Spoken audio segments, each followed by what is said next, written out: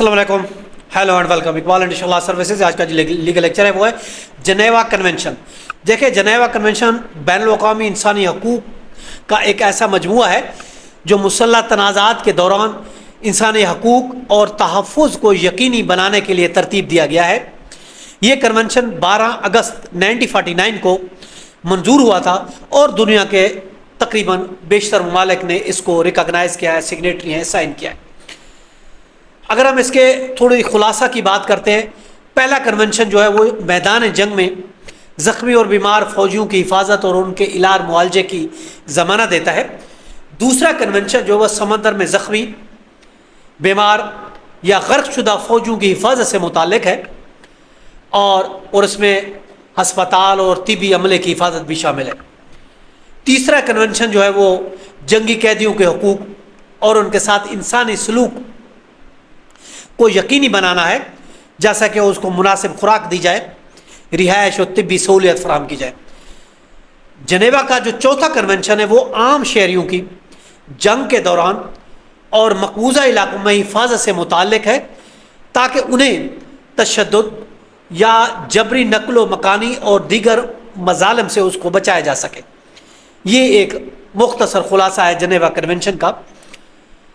اضافی پروٹوکولز کی بات کرتے ہیں، 2005 میں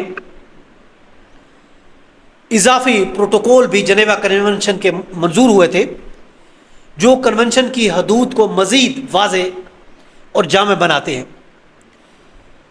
خاص طور پر غیر بین الاقوامی تنازعات اور آزادی کے جدوجہد میں جو شامل افراد ہیں، یہ ان کے لیے ہے۔ اس جنیوا کنونشن کی بنیادی جو اصول ہیں وہ یہ ہے کہ جو افراد جنگ میں حصہ نہیں لے رہے، جیسے کوئی زخمی ہے، کوئی بیمار ہے، کوئی قیدی ہے یا عام شہری ہے، ان کے ساتھ انسانی سلوک کیا جائے گا۔ یعنی اگر دو اسٹیٹ کے درمیان کوئی جنگ چھڑ جاتی ہے تو جنیوا کنونشن کے مطابق ان کے حقوق کا خیال رکھا جاتا ہے، زخمی، بیمار، قیدی اور عام شہری۔ زخمی اور بیماریوں کو، جو بیمار ہیں، بغیر کسی تفریق کے ان کو امداد فراہم کی جائے، یہ جنیوا کنونشن کہتا ہے۔ اور جو جنگی قیدی ہیں ان کو تشدد، تذلیل یا غیر انسانی سلوک سے محفوظ رکھا جائے۔ اور جہاں تک عام شہری ہیں، جنیوا کنونشن کے مطابق ان کی پراپرٹیز، جائیداد کو تحفظ ان کو دیا جائے۔ انسانی ہمدردی کی بنیاد پر امدادی تنظیمیں جیسے ریڈ کراس ہے، وہ متاثرہ افراد کی مدد کی جاتی ہے، اس کی مدد کرتے ہیں۔ جنیوا کنونشن کا جو مقصد ہے وہ جنگ کے دوران انسانی وقار کا تحفظ اور جو غیر مسلح افراد ہیں ان کی حفاظت کو یقینی بنانا ہے۔